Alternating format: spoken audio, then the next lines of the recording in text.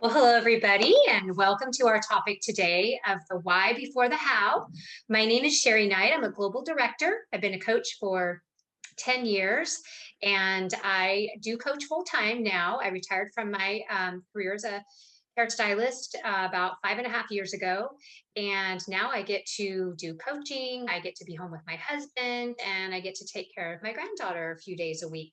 So it's a little bit about me. And so I want to introduce you to my awesome friend, Diana Habedank.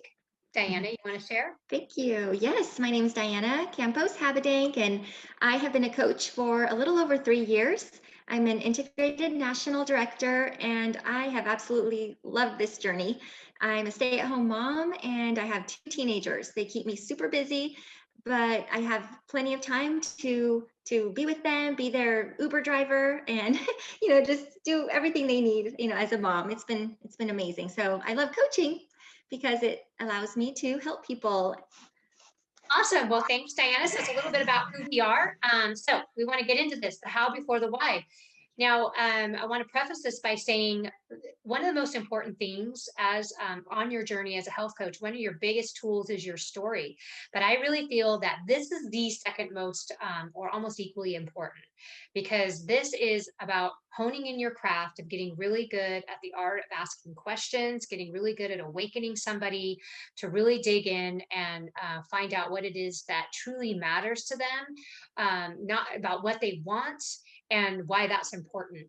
So it is so important that we do that first before we tell somebody. You don't want to just, when somebody either through Messenger on Facebook, through running into somebody at the grocery store, or you're on the phone with somebody, if this is not a scheduled time for a health assessment, right? If somebody's like asking about the program or they have interest in what you do as a coach, the last thing you want to do is send them to a website and tell them Optavia only because they go to a website because people want to Google, and they may make a decision and then their decision is not an informed decision because the website does not really elaborate and share with them to the extent that you're able to do with as far as our community, the habits of health, how we're really going to work on making the lifestyle changes. It looks more like it's just more mostly the focus is on food when you go to the website.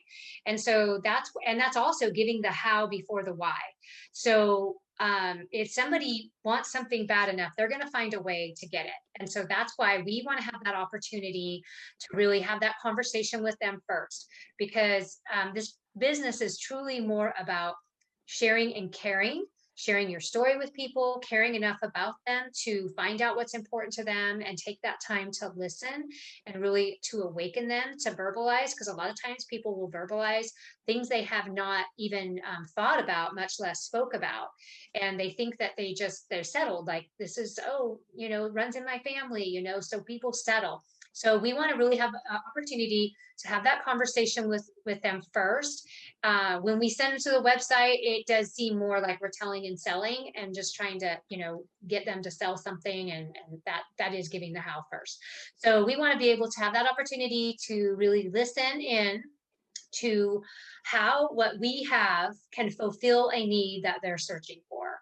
So the purpose is to inspire them to want more for their life and to awaken them and to show them what's possible so that they can actually move forward in their health.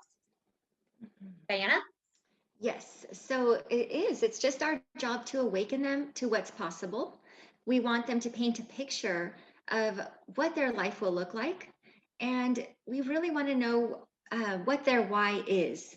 It needs to be compelling enough when their willpower is gone. We want to remember that if a person wants something badly enough, they will find a way. And we want to set intentions for the person to have a safe place to share. We don't want to prejudge or make a decision for them. We really just want to build rapport, awaken them, and then share those four components. And based on what you hear and those little clues that you pick up along the way is how you will present those four components to them and maybe highlight a certain one that stands out to you that would completely fit their need that they've been mentioning in the awakening part. And mostly just be fully fully present, do more listening than talking. As hard as that is, because I know sometimes you want to chime in and tell them, oh, me too. I struggle with that too, or I also did that. You want to maybe mention a little bit, but mostly it's all about them and just be fully present, listening, taking amazing notes along the way.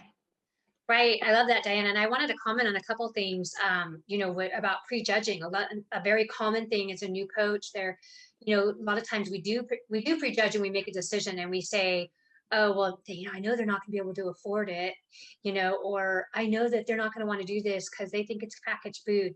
Like that, what you feel is what you are going to project. So you do want to be really careful about that and go in with just think about what this program did for you. And that's how I had that shift in my mindset. Was I would think about how powerful this program is for me, and it is not my job to make a decision for them or to prejudge. And so anyway, just keep that in mind. And the other thing I was going to say too is and I said it too, we both have said it now, if somebody wants something bad enough, they will find a way. If somebody wanted to get a college degree in a certain profession or a master's, that costs money, it takes time and commitment, and it's not easy. Nothing good in life comes easy. And it will take commitment and work. But if you want it bad enough, you will find a way.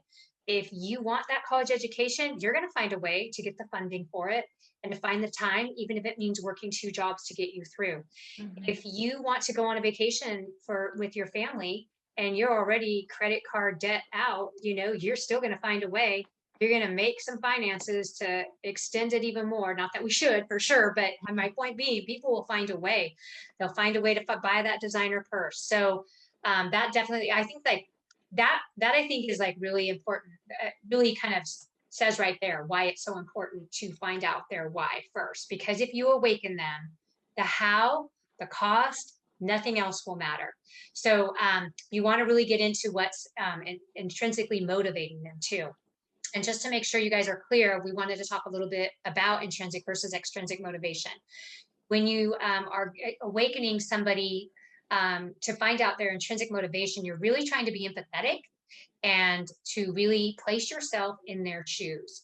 Don't assume. Sometimes it can be easy to assume, especially when we know the person pretty well. We might think that this is what they think or what they'll do, but we really want to get in their shoes and try to feel what it's like to be them now, what they're going through, what are their pain points, and what it is that they want.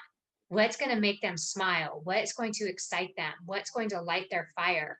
And usually that needs to well up from within them, deep inside, and it's going to be something usually tied to emotion. So oftentimes they might even get emotional on this, and that's okay. That just means that you've really touched into what their true why is, and because their true intrinsic motivation is going to bring about fulfillment and satisfaction, as opposed to extrinsic motivation.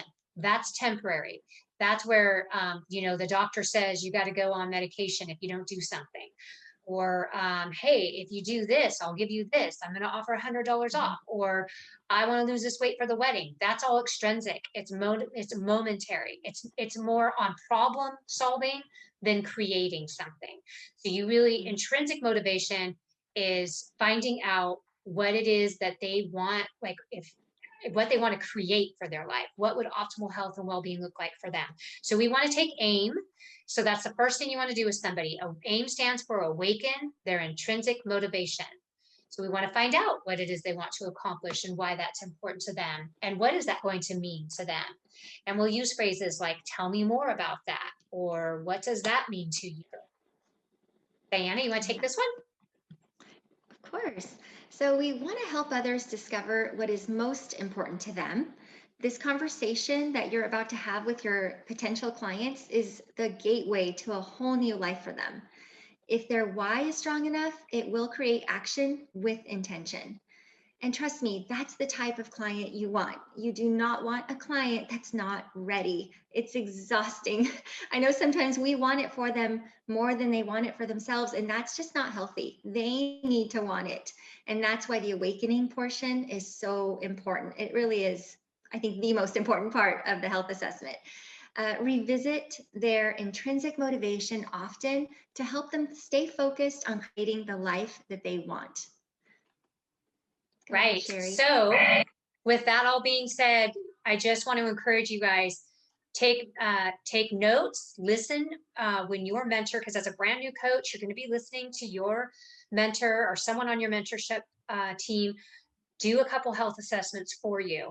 And then you're going to be doing them with them listening, but you want to make sure that you call them right back to debrief, because they're going to help you hone in on the art of asking questions. They're going to help you to get really skillful at it. So if a big tip I could give you, I would encourage you that as you are starting these training calls, that and just starting to do health assessments with people, that that you do lean into your mentorship, and that you take really good notes. Jot some of these phrases down, that they all probably have some different phrases they like to use. And I know the next video you watch on doing a health assessment is going to give you some tips on that as well. So Diana and I are super excited for you. So welcome to our team, and we can't wait to see the lives that you impact.